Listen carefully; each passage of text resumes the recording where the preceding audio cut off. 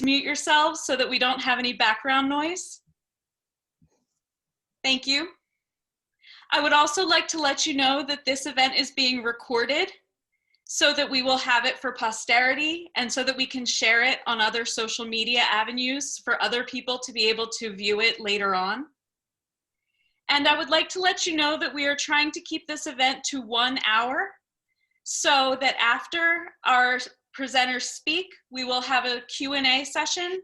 And if the questions go beyond that hour limit, the presenters have graciously said that they will answer your questions one-on-one in email and speak with you beyond that.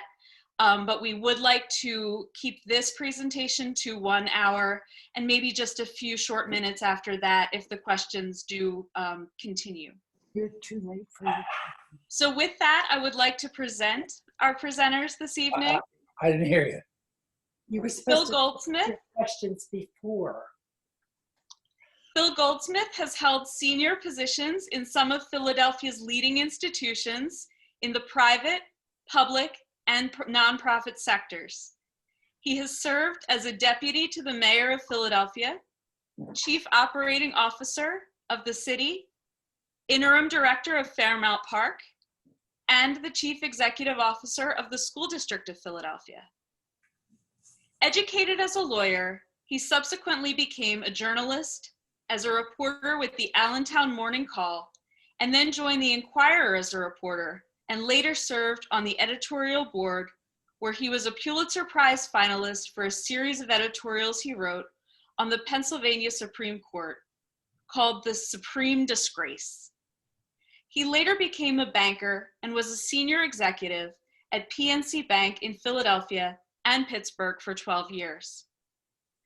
He has also held senior positions in the executive search and career management sectors. In his retirement, he has been active in civic affairs, most notably with Ceasefire PA, the state's leading gun violence prevention organization, where he served as president for several years. For the past 3 years, he served as president of the library's board of directors. The author of 3 books, he is here tonight to discuss his latest book, aptly entitled A Philadelphia Education: Tales, Trials, and Tribulations of a Serial Careerist, which is available in paperback and Kindle on Amazon.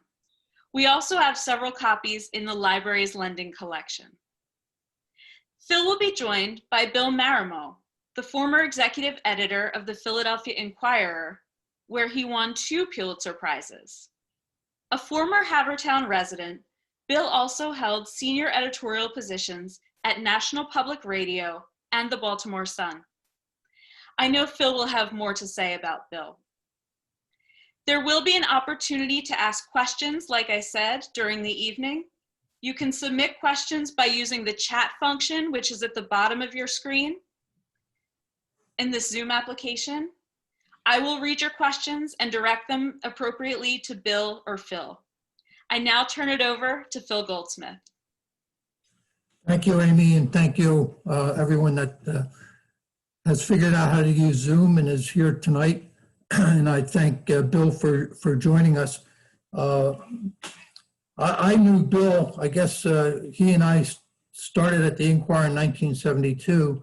I'm not sure we really knew each other until probably 1979, 1980, when he covered the Bill Green administration and I was deputy to the mayor.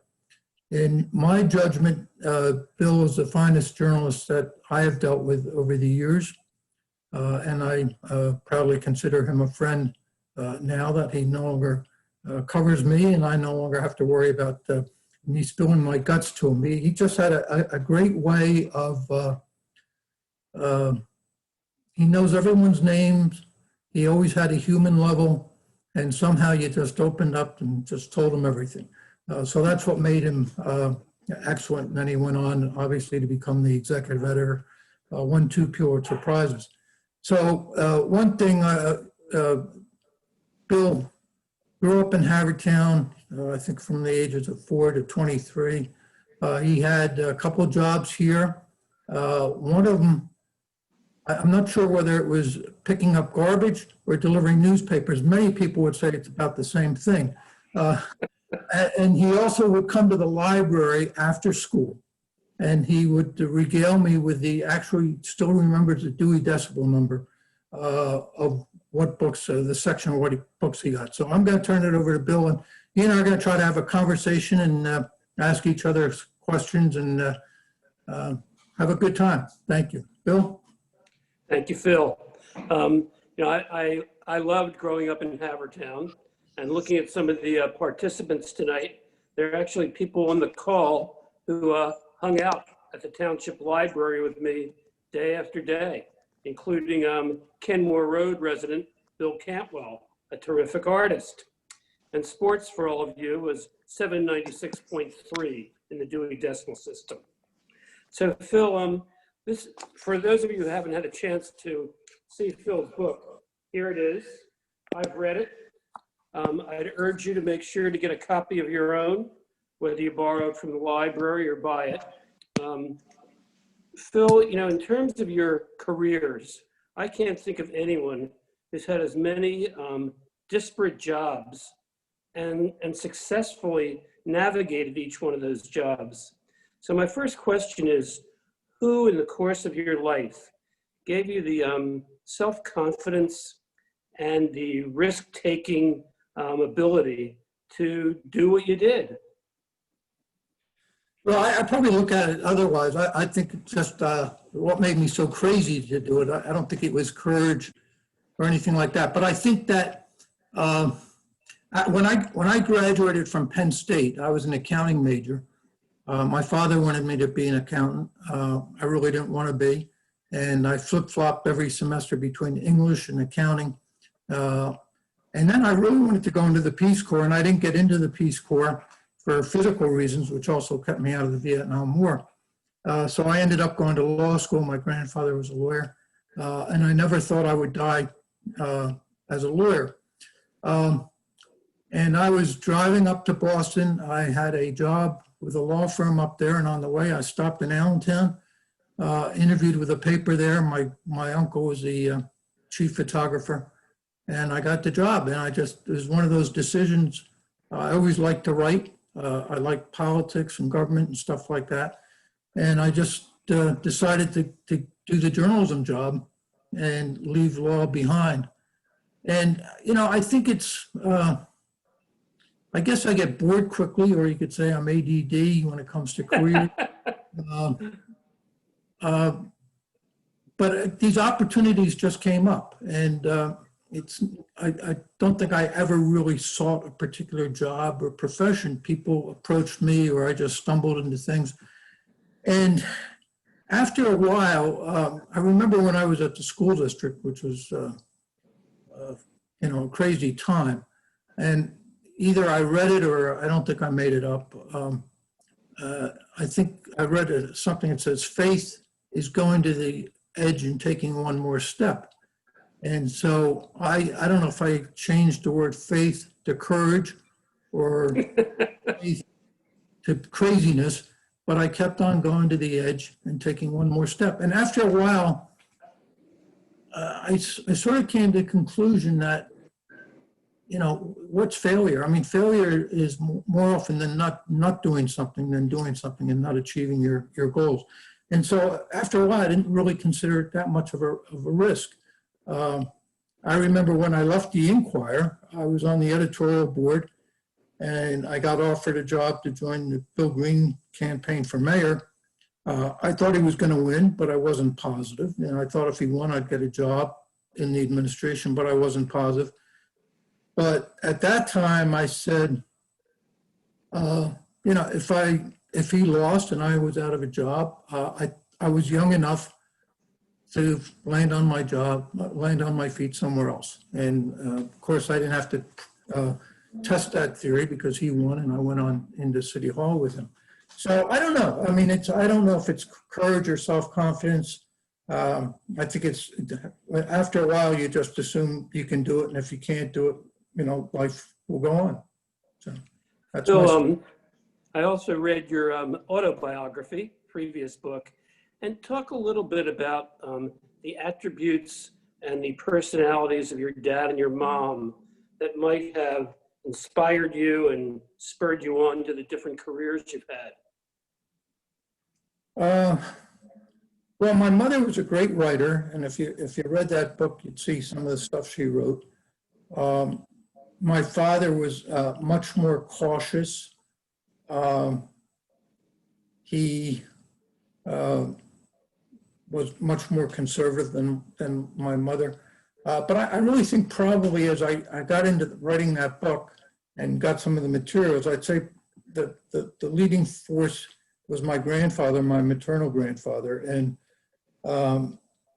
he left behind all these letters that he wrote. And I guess my mother got them and then she gave them to my sister. And I was writing this book, I read all these letters. And the letters were terrific. And he was a person of integrity. He was a lawyer, the first Jewish lawyer in Allentown. And he loved, I loved going to their apartments because it was filled with books, bookshelves with books. And he had a way about him. He'd walk down the street and he would talk to anyone. And people that know me that know that I will walk down the street and talk to anyone. Sometimes whatever they're saying. Well, I think my grandfather, in many ways, had the most bearing on my character and my belief system. That's great. My sister just sent a chat. She said the genes are strong. So. She's clearly an objective source. Yes. Yes. I want to talk to you, Phil, a little bit about leadership. And while you were at the Bar Association, you became very close to Bill Klaus, who was the chancellor when you joined the Bar Association. And when you were leaving, he gave you a biography of John Marshall. And in the book, he wrote the following: "You have singular talents, insight and observance, sensitivity to others, a desire to help, pride of purpose, courage and will. I hope these gifts strengthen in the years to come and that you will emerge as a leader of men and a creative force for good wherever you may be." I'm interested in the people you've worked with who were great leaders like Bill Klaus. What specifically did you learn from them in terms of the habits that you tried to emulate? And maybe we could start with Bill Klaus and talk about Bill Green and John Street. Bill Klaus, I think, was a correct pronunciation, but Bill was an interesting guy. He was a senior partner at Pepper Hamilton Sheets, a major law firm. He was not the chancellor when I accepted the job, but he was the reason I did accept the job. There were was one other chancellor before him, and then he would follow him. And Bill was he grew up in Upper Darby, and you'd never know it. He had great white gray hair. They called him Silver Fox, I think was his nickname. And he represented Fidelity Bank, which those of you who are old enough to know that was one of the older banks in Philadelphia. He would ski down in Chile. He was a wine connoisseur. But he also was a self-taught person. He read all I think it was a Will Durant novel or books on history, and he self-taught himself. He built his own house out in Devon, and he was really a Renaissance man. And he was able to, and aside from representing the bank, he was very active, and really was one of the major forces in creating Community Legal Services, which is a legal organization for poor, and was also one of the founders of Public Interest Law Center of Philadelphia. So he had this way of combining doing well and doing good. And so he was an important facet of my life. And I didn't take the bar exam when I got out of law school.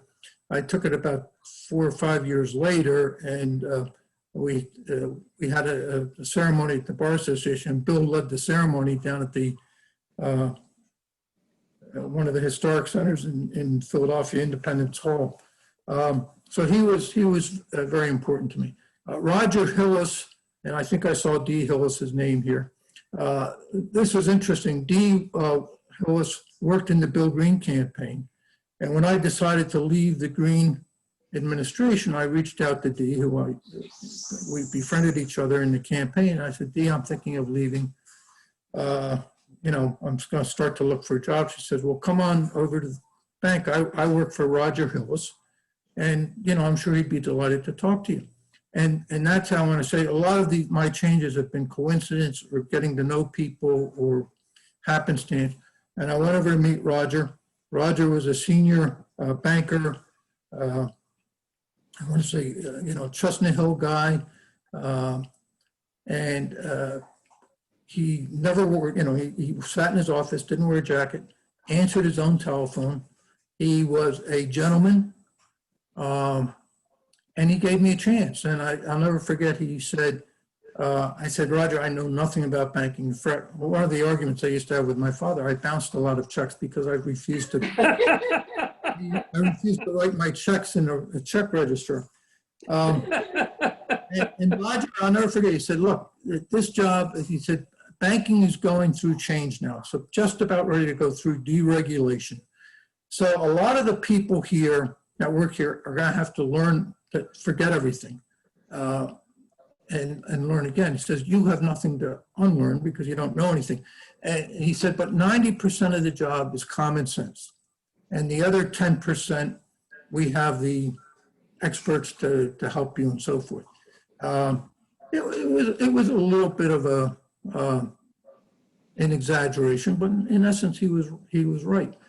So I thought the ability for him to look at someone and see way beyond his resume was a lesson that I like to think that I've learned, that I like to think sometimes, you know, it's what size hole do you put a peg in, so forth. And so I thought that was important to me. He had a penchant for community service. He was in many ways egoless. And he was able to think 5, 6, 7 steps ahead. And so that was important, you know, and not to demean our former profession, Bill, but in journalism, you know, when you're a reporter, your major issue is what's my lead going to be, you know, and then the facts sort of write themselves. When you're in banking or business or something like that, it's moving chess pieces, and Roger knew how to do that. You know, and then at the Bar Association, I met a fellow by the name of Walter Spiro, who was one of the leading advertising guys in the city. And I hired him at the Bar Association to do our PR. God bless him, imagine doing PR for lawyers. But so Roger, he and I had a good relationship. I was working at the Inquirer on the editorial board, and one day I got a call from Walter Spiro, and he says, Phil, can I recommend you to Bill Green? He's looking for someone to do his communications in the campaign. And I said, why not? And so I ended up at the Packard building where Bill Green had his office. He was then with Wolf Block Shore, Solis Con. And I interviewed with Bill, and lo and behold, I went to work for him. And so Bill was and continues to be a major force in my life. I learned a lot about the city from him, traveling in a campaign car. I learned a lot about people. Bill was, when he took office, I thought was a man of principle. You know, not to say that some of his decisions weren't political, otherwise he wouldn't be in politics, but he was principled. And seeing him, as you all know, and people that were around at the time, we followed the Rizzo administration. The Rizzo administration left things, you know, in the toilet. I mean, the labor contracts were unbelievable. The city was in debt. There wasn't a lot of credibility between the whites and the blacks. And Bill took on he came in and he said, we got to get out of this. And he started to lay off police and firemen and regular workers. And police department has always been off limits. And, but he decided to do that. And he took on the teachers union. I think we had 3 or 4 strikes. And so, I saw a guy who everyone, I think, initially thought was an empty suit, and saw behind that suit was a person of courage. And I thought he did what had to be done. That was important. Phil, let me interrupt you for a sec, because I'm very interested in finding out specifically in terms of lessons of leadership, what you learned from, let's take Bill Green. What did you learn that you were able to apply to your career going forward that you still find relevant today? No, I think it was the decision-making process. I was, and I still can be, very impulsive in making decisions. I don't think anyone would have accused Bill of being impulsive. As he used to recite, I don't know if he's on this or not, I know he signed up, but he used to say, you gotta let tea brew before you drink it. And so he allowed decisions to brew and so forth. And I like to think that when you get involved in decisions which, frankly impact people's lives, you got to consider all the alternatives and so forth and so on. So I learned that. I also learned a lot about he was a person that was in Congress for 13 years before he became mayor. So he understood politics. His father was one of the leading political figures the city's ever had. And I saw him operate from a political point of view. For example, this is a simple thing. If he would meet someone and he didn't know the person's name, so he wouldn't want to he didn't say, hey, Bill, I want you to meet Phil. He would say, Phil, I want to Phil say, he would say, Phil, say hello to you, okay? So it was a way, I have it screwed up a little bit, but he had a way of not knowing the person's name, but making believe he knew the name because he put the other guy on the spot, okay? And so those human skills I thought were very important in terms of leadership, that particularly if you're going to make bad decisions. Now, Bill could be tough to work for.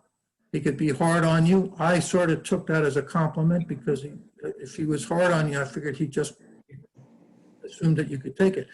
But I remember, like, on a Mother's Day, the phone would ring and I'd pick it up and it was Bill, and I'd say, oh my God, don't tell me he's calling me on a Mother's Day. And he'd say, let me speak to Essie. And I'd put Essie on the phone and he would wish her a happy Mother's Day and thank her for giving him her husband's time. So it's little touches like that that I thought were, really important. When I went to work for John Street, now, if anyone that reads the book will get a much different perception of John Street than you probably had reading the Inquirer, the Daily News, or seeing him on TV. John Street was, again, a person of principle. He was a person that had his agenda in the better sense of the word. He wouldn't allow the press to take him away from his agenda. He was, during the time period of he was being investigated, there was a probe, they found a bug in the City Hall office. I never, ever saw him lose his temper. You would think nothing in the world was going on, and yet you had the FBI circling the wagon, trying to get this guy, and you would have never known it. He went about doing his business. So I thought there was a sense of spirituality about the person, about him, and he made hard decisions, and he was also a guy that took on. Made hard decisions and also thought 3, 4, 5, 6, 7 steps ahead of himself. So those lessons were important. So I think leadership, it's about the ability to communicate. It's about the ability to deal with people at all levels. And it's having, the conviction, being principled and making decisions, for the right reasons and doing what you think is important. Phil, let me ask you a question of Having sensitivity. said that, I don't mean to pretend that I did all that stuff, but that's what I learned. Whether I was a good student or not, I'll leave to others. Reading the book, it's clear to me that particularly in the street administration, every now and then you sensed that something was happening with a contract that might have been at the precipice of questionable conduct. And this, I have to emphasize, had nothing to do with Mayor Street. How do you handle, as a deputy to the mayor or the managing director of the city, a situation where you're confronted with conduct that is deeply troubling? You wrote about one particular case involving, I think it was a healthcare contract where there was a consultant fee. Yeah, well, that was, this is tough. And one of the things when you're in government and when you're in those positions, you're making 100 decisions a day. And they're coming at you rapid fire. And if you can't afford to, you can't bat 99, 99 out of 100. You have to have 100, because if you make a mistake on that one, you end up in the Inquirer or the Daily News, and everything comes to a halt.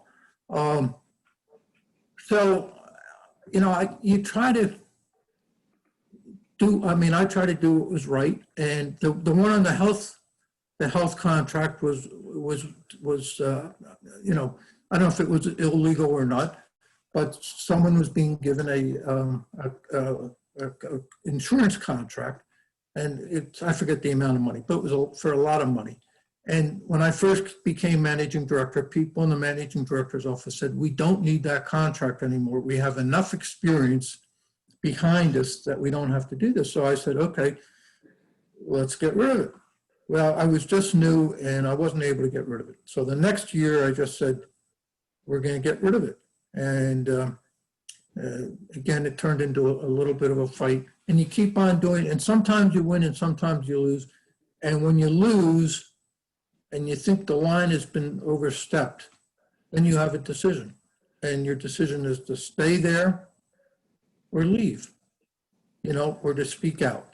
And that's where the rubber, hits the road.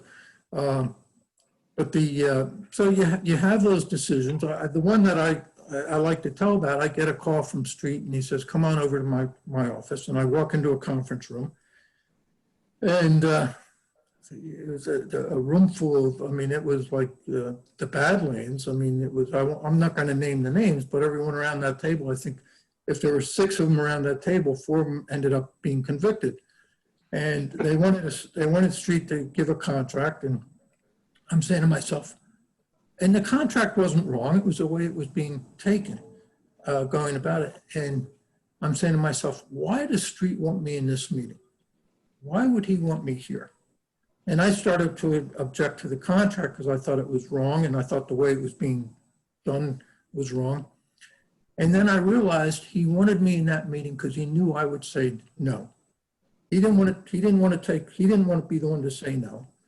And when the meeting was over, I left. He said, and he asked me to come back into his inner sanctum, which I did. He said, don't do it. He said, keep me out of trouble. And so it was his way of doing what he thought he had to do for the politicians, but making sure it wasn't anything that crossed the line. And so you just have to, sort of be true to yourself, and sometimes you step over and you regret it. So Phil, here's a tough question for you, which we discussed a little bit before. You were the managing director of the city. You oversaw all the operating departments, including police, fire, streets. For the last 3 months on the Parkway, homeless people have taken over a ball field adjacent to the Rodin Museum and very close to the Art Museum. When you try to walk by, they block the sidewalk, they block 22nd Street. What ideas do you have, having been the managing director, or how to grapple with a situation like that? I would have resigned. Uh, Well, I think, first of all, let me say that as bad as that situation was, it appears to have been handled, it appears to have ended in a good way, okay? Phil, wait a second, wait. In preparation today, I walked by the homeless encampment. There are still 30 or 40 tents. People can't have access to the ball field. So even though they agreed to leave, the fact is they're still there. Yeah. Well, I haven't seen that, but I think the problem that happened there was a little bit what happened with Move, and it reminded me of the Move situation, where a decision wasn't made quick enough or decisively enough, and so people start to squat, and once they occupy the West Bank, it's really hard to get rid of them. And I think that's what happened. And then I think the mayor, he set a red line and then blew through his red line 2 or 3 times. So, I don't know how I would have handled it. And let me also say, I couldn't think of a more difficult time to be a public official in my living memory than the times now. When you're going through a pandemic, when you're going through some of the stuff that's gone on in the cities, and a political campaign, which is, I don't want to waste everyone's time describing it, but you all read. I couldn't think of a worse time. So I don't want to be overly critical of the mayor or the managing director. And I've been told that I think they were cautious because I've been told that some of the people there were bad people, and I don't think they wanted violence. And so I don't know how, I can't tell you because I don't know all the facts of what happened. Obviously, it was a bad sight. I do believe this. I remember when I was managing director, and I got a call from someone, and they started to complain about all the homeless people in front of the library. And I said, yeah, but what do you want us to do with them? And it's easy to say, get those people out of our sites. Where are we going to put them? No one wants them in their neighborhood. No one ever wants a shelter in their neighborhood, but no one wants to see them. And unfortunately, we have too many people without homes and live in poverty, and there's really no easy answer. But it always annoys me when someone says, well, get them away from me, but they don't then finish it and say, put them here or put them there, and let's make sure they're being taken care of. So I think it's one of those problems you live with in a city that has a lot of emotion tied to it, but not a lot of good answers. And I think it's sort of a shame in our country that we have those conditions. So I have a couple more questions for you before you could ask me a few questions. Yes, I have a couple too. Okay, so first of all, being a proud Havertown hometown boy, me, you've lived in Havertown off and on for probably 30 years. What are the attributes of the community that you really like and enjoy? And what are the areas in Haverford Township where you feel there's a gap between what's ideal and where conditions are today? Okay, I must say I didn't ask you to ask me that question. So, so we have lived in the house. The fix was not in, Phil. Right. So the house that I'm sitting in right now, we've lived in since 1974. So that's 48 years. And the times I haven't lived here is when I've had to live in the city because of my job, which I did live in the city. But I would say Haverford Township is right now, it's just a really nice community. I mean, I live on a street now where my next door neighbor, we share driveways, African-American. Down the street, we have two women married, 2 wonderful young boys. We have across, around the corner, I think she's an Indian woman with a PhD, works at University of Pennsylvania. We've got white, black, Jewish, Gentile. We even have someone across the street that ripped me to shreds because I supported Hillary Clinton on, on Facebook. So I like the feel of it. I like, I just feel it's a very comfortable neighborhood. And I think Haverford Township is becoming like that. I think it has a very good school system. It's obviously close to the city. As far as what could they do better, they could build us a new library or help us renovate the library. We've been struggling with that for many years. I think we're getting to a conclusion, but I'd love for they get it behind us before I leave. And Phil, my last question for you is, thinking about your career and your really fascinating odyssey, what advice do you have for someone who's 20 years old, 21 years old, in college, perhaps in an accounting major who's not in love with accounting? How would you advise that young man or young woman? Well, I'll answer it and then I'm going to turn it on you a little bit. And maybe some of my grandchildren are watching. I heard someone say the other day, I don't know who it was, but someone that I had regard for said, if you know what you want to be when you're going to college, then you're not using college very well. I mean, college is a place to go to get an idea of what else is going on out there and to learn different things and do different things, unless you fixed on becoming a doctor or something like that, and you have to take a certain course. I think when I was, back in the 70s, the people were talking, well, you're going to have different careers. Well, by that time, I had 5 or 6 different careers already. I was myself, I was a person ahead of my time. I think you have to learn the basics, whatever the basics are, and I think to be intellectually curious. There's so much out there to do and so much out there to learn. And I think there's a lot of similarities between things. I mean, of all the jobs, I tell you, law, journalism, banking and so forth, it's all a set of common sense. I mean, I became a lawyer, so I had to learn how to gather facts. I had to learn how to put those facts in a way that will convince a jury. When you're a journalist, you have to gather facts. You have to present it in a way that people will read it. It's the same skill set. And how you deal with people, whether you're in government or in journalism, if you deal with people properly, your phone rings, you don't have to call them, okay? And people start to trust you, and it's the same thing in government and so forth. So I think there's a lot of similarities. It's easy for me to say, but I would hope that, kids going to school and coming out of school will try different things.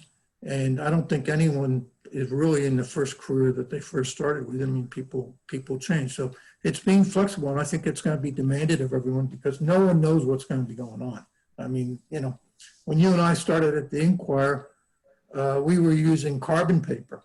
Right? We would make changes and then paste it with, paste jar and paste it on the paper. I mean, so who knows what's going on? So I don't know. But let me flip it to you now. You came to the Inquirer in 72. Give the people the sense of how large the Inquirer was. What was it competitive, the journalistic field in Philadelphia at that time? And tell us what we have now. In 1972, Phil, the Inquirer was really embroiled in a very heated competition with the Evening Bulletin, which was, I believe, the largest or second largest evening newspaper in America. The Daily News was owned by the same company, but the competition with the Inquirer was ferocious. News stations like KYW Radio, which boasted Andrea Mitchell as a reporter, were equally competitive. And I think that there was a compulsion to try to be first as much as possible. Today, I think the pressure is often on being the most comprehensive, the most incisive. But back then, being first was all about it. There were 5 or 6 editions of the newspaper. At the Inquirer, a 6:30 edition, a 9 o'clock, a 10:30, midnight. And if you had a late story, and I was a labor writer at one point, if there was a settlement at 1:30 or 2 in the morning, you could get that in. The environment was far different. There was just cacophony in the newsroom, the wire machines, people smoking cigarettes, some nipping a drink from a bottle on their desk, and copies, the stories were taken down to the press room by hand. So you would almost hear this primordial cry when someone had their story done, copy down. And when I first walked into the bulletin, as Kathy Shelton, who's on this call, can attest, and I heard this, boy, I thought someone was having a stroke. So it was a far different world. At its peak, which I'd say was 1987, the Inquirer newsroom had 535 full-time journalists, 145 correspondents, many of whom went on to great careers, like Carol Leonnig of the Washington Post, who won a Pulitzer Prize. So the Inquirer had 680 people, and the Daily News, I believe, had another 200 to 250.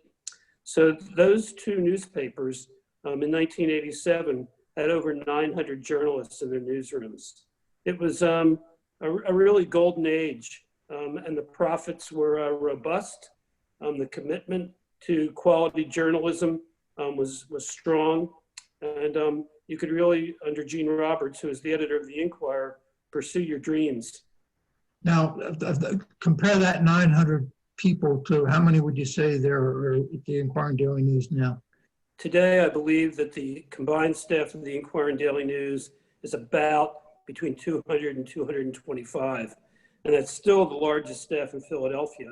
But it doesn't allow the organization to cover the breadth and depth of the region the way it did at one time. For instance, I think about 55 or 56% of the Inquirer's readers live in Montgomery, Delaware, Chester, Bucks County. Another 20% live in South Jersey. It is really difficult, even with the large staff of the late 80s, to cover that terrain. And with a staff of only 225, it's virtually impossible. I'll give you one example. In 1986 and 87, I was the editor of Mainline Neighbors. Some of you listening in or watching may remember the neighbor sections. 3 times a week, tabloid sections ranging in space from 32 pages during the week to 64 pages on Sunday. We covered every school board meeting, every zoning board, the planning commission, and even the sessions that were introductory to the planning commission. There's no way with a staff of 225 that anyone could do that. So it's really been a diminution of coverage, which in my opinion is tragic really for the citizenry. Okay, now let me flip the question on you in terms of careers. Someone, a young woman, young man, comes to you and says, I'm interested in a career in journalism. What would you advise them? I would say, and I've said this many times, do what you love. My daughter Ann is a reporter at the Washington Post. In fact, last week she had a story on the Amy Coney Barrett hearings on the front page of the Inquirer, and she's pursuing what she loves. My son Scott is a capitalist, and he's pursuing what he loves. There's a big difference in their incomes, but not in their commitment and their passion to their jobs. I think that someone could be a partner at a major law firm and be miserable if what they really wanted to do is to be an artist. So I think pursuing what you love is really important, Phil. Is the Inquirer going to have a print edition in 5 years from now? In my opinion, it will definitely have a Sunday print edition. And I think a lot depends on the economics. Back in 2010, you may remember the Inquirer eliminated the Saturday edition. And when the newspaper was purchased by Lewis Katz and George Norcross and Jerry Lenfest, the Saturday edition was restored. But I think it's I don't know the answer to that, but I'd be willing to bet there'll be weekend newspapers. So what's it say? I mean, look, you've done investigative journalism. I think I have in my book, the Wall of Shame. I think since I first came to the Inquirer till February of 2020, I think there were 43 public officials from Philadelphia convicted of crimes. A lot of that stuff happens because newspapers were aggressive in trying to uncover that stuff and working with law enforcement and so forth. What's the future of our democracy and honest government if one of the watchdogs is so weakened? Are there other people out there doing it? I mean, what's your answer to that? I think that what's happened to the Inquirer is a good example of constructive work in the investigative reporting arena. Despite all of the reduction in staff, under Jim Neff, who's the investigative editor, there's a really strong commitment to the kind of reporting that epitomized the Inquirer under Gene Roberts. And I think the Glenn Mills stories were a prime example of that, documenting violence by the faculty there and the guards at Glenn Mills. And then thanks to the Lenfest Institute, a team of Pennsylvania reporters called Spotlight PA was created. And that involves both the not the Pittsburgh Post-Gazette, but the Harrisburg newspaper and other websites throughout the state. So there are probably more reporters now digging into state affairs that there have been in a long time. I think the problem occurs when you're in a community where there isn't that kind of philanthropic commitment and an understanding of the critical importance of a free press. Ann Arbor, Michigan was one of the first towns to lose its newspaper, and they still don't have a daily newspaper there. Okay. In April 24, 1977, the Inquirer began a series of articles of which you were one of the co-authors, and you won the Pulitzer Prize off of it. It was called The Homicide Files. I want to read you a couple paragraphs. The article starts out, it can be said with certainty that two things happened in 22 hours between Carlton Coleman's arrest and his arraignment last October. One is that he was interrogated by homicide detectives. The other is that his health went from good to poor. When it was all over, he spent the next 28 days hospitalized for injuries of the abdomen, arms, shoulders, chest, calf, spine, and back. Medical problems are not rare among those interrogated by the Philadelphia Police Department's 84-member homicide division. In fact, a 4-month investigation by the Inquirer found a pattern of beatings, threats of violence, intimidation, coercion, and knowing disregard for constitutional rights in the interrogation of homicide suspects and witnesses. And then you laid out the facts and you won a Pulitzer Prize. You know, it's now 40 years later, something like that, and we're still reading about situations like that. What do you think about when you read today's news and you see some of that stuff? Does it make what you've done meaningless? Do you think it's the past is prologue? Or I mean, just how do you feel when you read something like that? I think, Phil, that inevitably there are going to be cases of police violence. Some will be civil rights violations.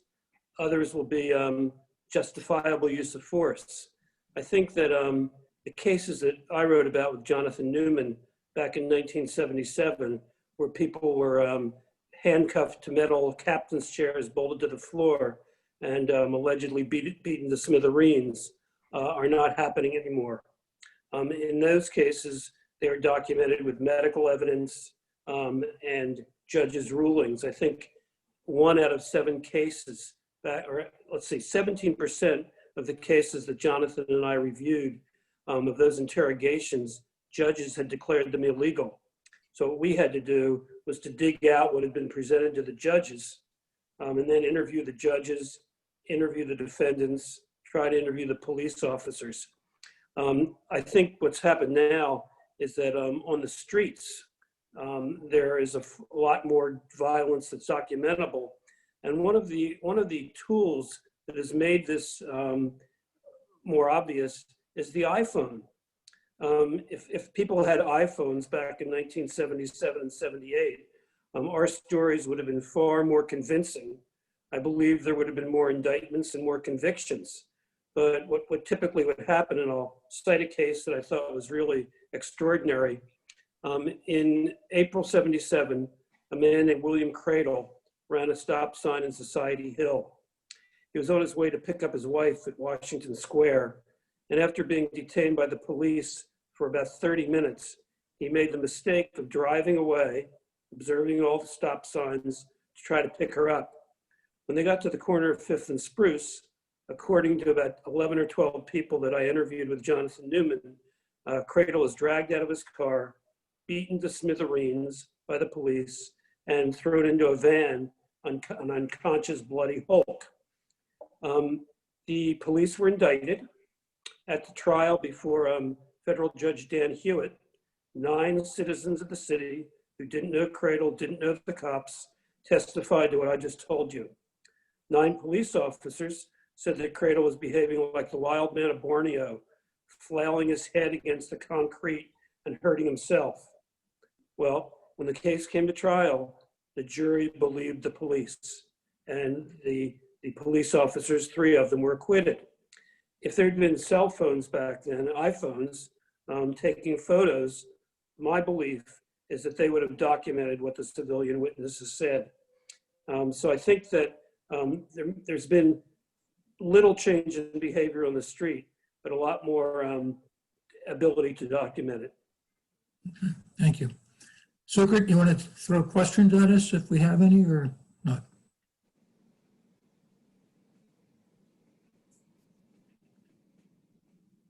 You're muted. There you go. Sorry, yeah. So Amy has a couple of questions. She's going to read them aloud to you both. Amy? Okay, just give me one moment to bring these up. We had some questions come in ahead of time, and I will bring them up momentarily. I can read the first one then. Okay, thank you. Yeah, so this is for Phil. This person said, loved the book and look forward to it surpassing Rage as a New York Times bestseller. No, I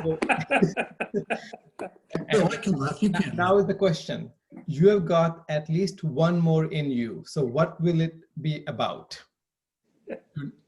One more book in me? Yes.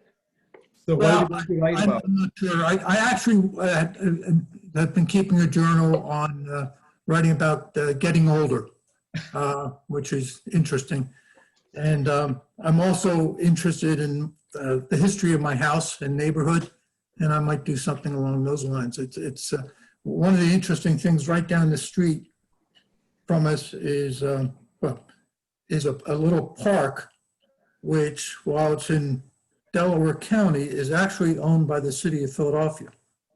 And so I've been researching that, and then like anything involving Philadelphia, there's an interesting story to it, but I'll wait till another day to tell that one. All right, well, thank you. So next 2 questions are for both of you. And number 1, on media, what's your career advice? Weighing newspapers, broadcast, hybrid, or working as a Walmart greeter to a university senior majoring in journalism who interned at the Inquirer virtually this past summer and is due to graduate next May. So he's asking like, what, so what's your advice? Weighing newspapers, broadcast, hybrid, or working as a Walmart greeter? My advice would be basically to learn all the skills, to learn how to write for the newspaper, to blog, to tweet, to take video. I think that the journalists of 2020, this year, really need to be as versatile as a person can be. My daughter at the Post does all of those things. She's not the world's greatest photographer or videographer, but when you watch it and it's a live event, it's competent. And you really can't afford to be just one or the other these days. Just like an agrarian. Let me just add, though, that I think the most important skill, I don't say most important, is the ability to communicate, whether it be writing as well as verbally. I don't care what job you're in or what profession you're in. If you can put together a good sentence and speak it well, you have a heads up over someone that cannot do that. So I think that very basic thing of writing and communicating is essential. Actually, I think both of these are great advice. And Bill, what you said also implies on librarians of 21st century. Thank you. So the next question from the same person is on Pennsylvania politics. Quote, gazing into the future, who is on the short list to be Pennsylvania's first non-male US senator? I don't have a clue, and right now I don't care. The only thing I worry about is the next election, and everything else to that. Yeah, so I don't know. I don't pay that much attention to it. Bill, maybe you do. Bill? I am a very bad predictor. I'm a better analyst once things happen. So I've got to pass on that one. All right, so the second part of this is who wins Pennsylvania Electoral College bounty on November 3rd? So where is Pennsylvania going, basically? That's what he's asking, or she. My view is can't we wait 2 weeks and find out, or 3 weeks? And, Good advice. Good advice. I don't know. I know who I care to win. Bill, what do you think? I'm not a good predictor, so I'm going to defer. All right. Amy, do we have any more questions? Yes, we had a question come in on the chat. And remember, folks, you can type in the chat if you have questions for Phil or Bill. We had a question come in from Joe Grace, who asked for Bill. If big city newspapers disappear, what will replace them? Joe is an excellent daily news reporter a long time ago. And the answer, Joe, for me is I do not think big city news organizations will disappear. The print product might disappear, but not the coverage of the news. And I gathered some figures earlier today about the digital subscriptions at the Inquirer, the New York Times, and elsewhere. And I think that the Inquirer, if it can remain and become indispensable to our region, has a very bright future online. The question will be, can it be a profitable future online? One of the great things that Jerry Lenfest did for our community is when he owned the paper, he made it a public benefits corporation, which means there are two interrelated goals. One is to be focused on public service journalism. That's the mission. The second is no longer to maximize profits, but simply to be profitable. So in the days when Knight Ridder owned the Inquirer, a goal might have been having a profit of 20 cents on every dollar of revenue. With the ownership by the Lenfest Institute, the goal is to be profitable. And when the company is profitable, a chunk of those profits are plowed back into the news organization, and another chunk is shared equally with every employee, from the maintenance person to the publisher, equal shares. So in my opinion, we Philadelphia area people should really thank Jerry Lenfest and Marguerite, his wife. Thank you.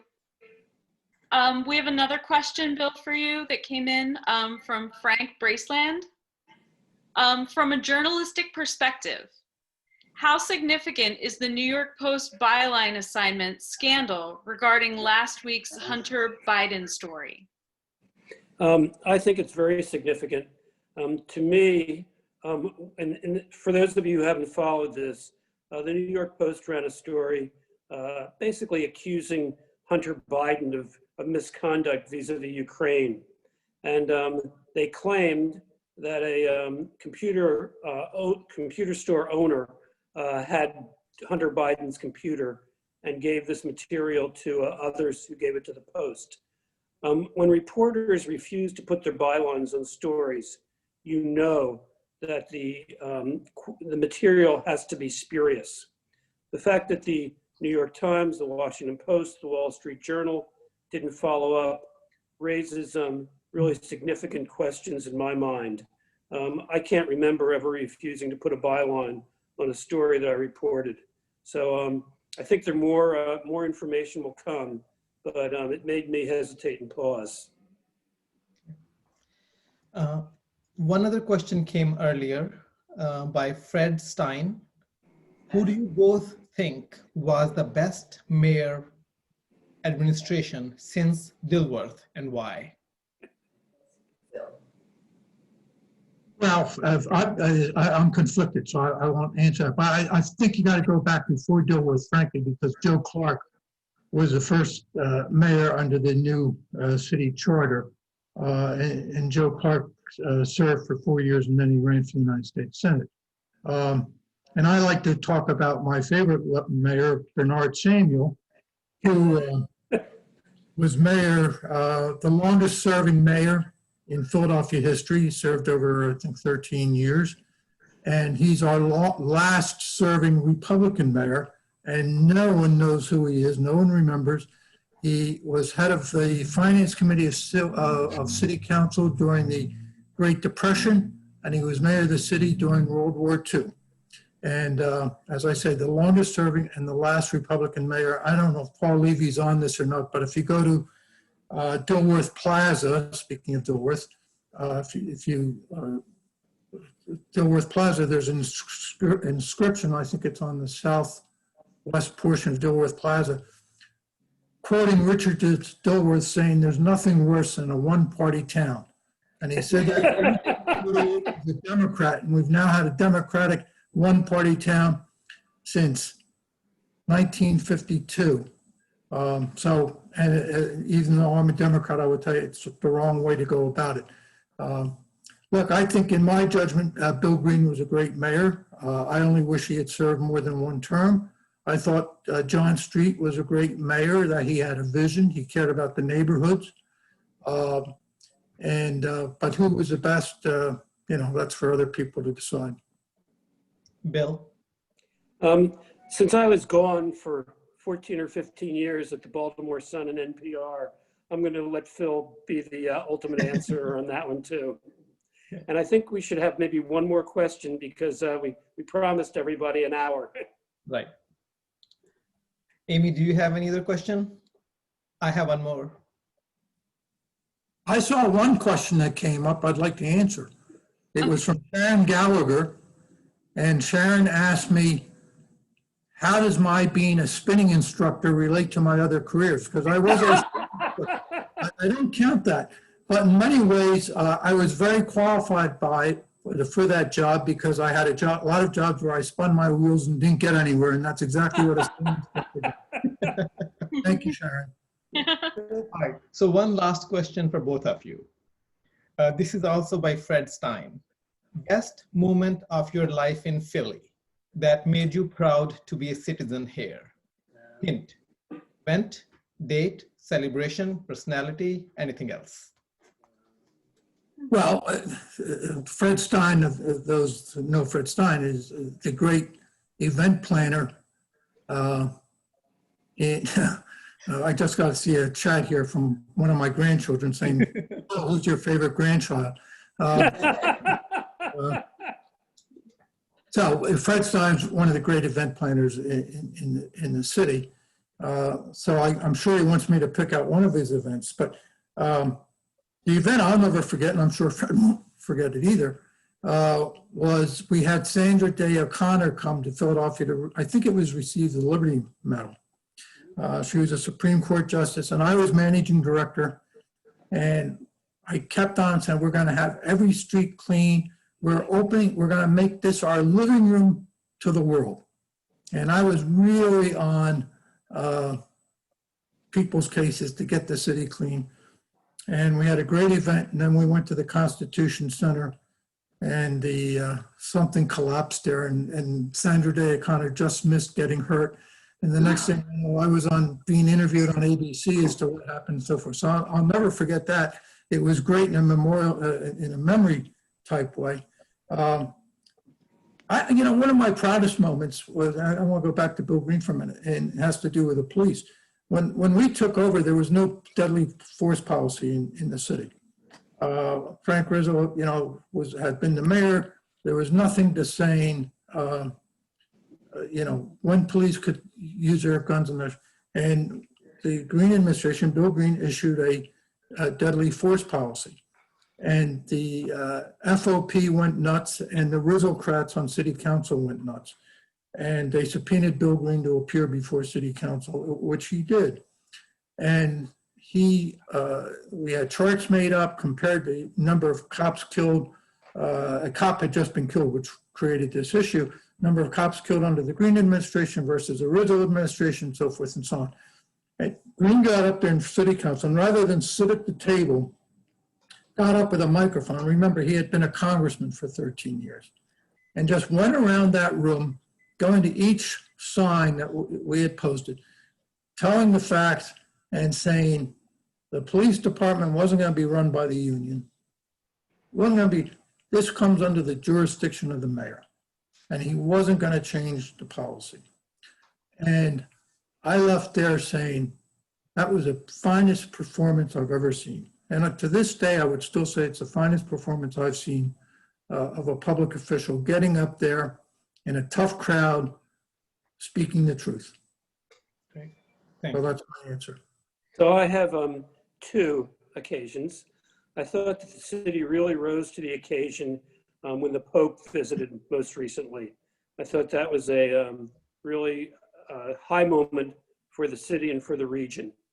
And then the second is purely personal.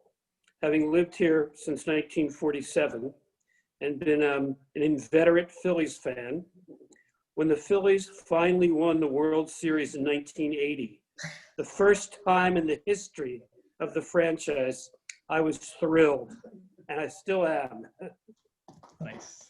I'll go back, 1980, the Phillies won the World Series. The Phillies got to the Super Bowl. The 76ers in 1983 won the NBA championship. And you know who the mayor was on all those three occasions. All right. Well, thank you, everyone. I'm going to unmute everybody so you can say goodbyes. But it was an amazing. I learned a lot. So thank you, and thank you to library staff for organizing it. Thank you, Amy, for being our moderator, and thank you, Bill and Phil, for your presence tonight. Thanks for having us. Thank you, everyone. Thank you very much. This is great. Great job. Thank you, guys. Great job. Nice job. Thanks, Phil. Thank you. Thanks, Phil. Fun. It was great. Hi to Harper Road. Thank you, Bill. Thanks, you, Bill. everybody. I like See the idea of a everybody. book about our neighborhood. Yes. Good night, Bill. That mayor, Phil. Goodbye, everybody. Thank you. Bye. Thank you. Thanks, Phil. Thank you, Phil. Thank you, Phil. Thank you. Good to see everybody. Good stuff, guys. Phil, I think you should write about the mayor that nobody knows about. Hi, Ez. I might. Hi. Am I here? I don't know. Yep. Debbie, what's going to be your next book? My next book, Yes. I have a book coming out about this lady who was a union organizer, Clara Lemlich. Clara Lemlich. Who's that? Yeah, that's coming out in Yeah. Is that Dottie? No, I thought I'm it not was sure. Dottie. Very Is it nice. Amy that he is? There's Harper. Harper, I don't think Here's Harper. Harper's the girl. Harper Road. Harper. There she is. Where? I don't see her. Let's see Harper. Here's Harper Where? sleeping. Look at